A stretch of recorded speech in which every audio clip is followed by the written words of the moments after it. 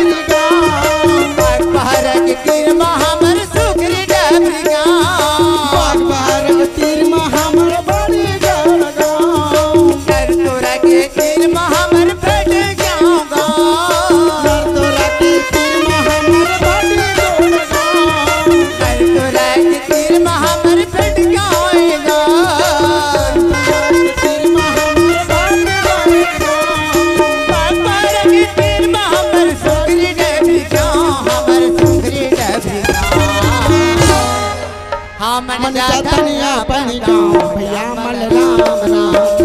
हमन जातन अपन गाँव भैया मल राम राम गा। हमन जातन अपन गाँव भैया मल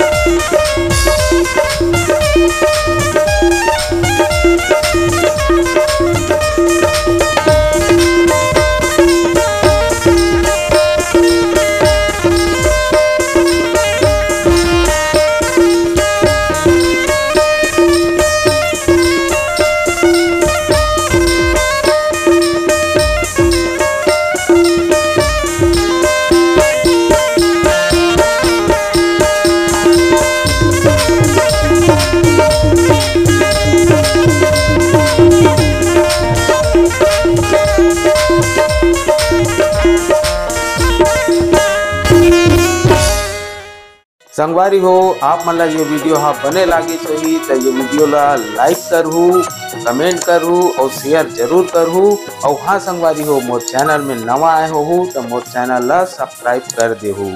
आप सब ला जय जोहार, जय छत्तीसगढ़, जय भारत।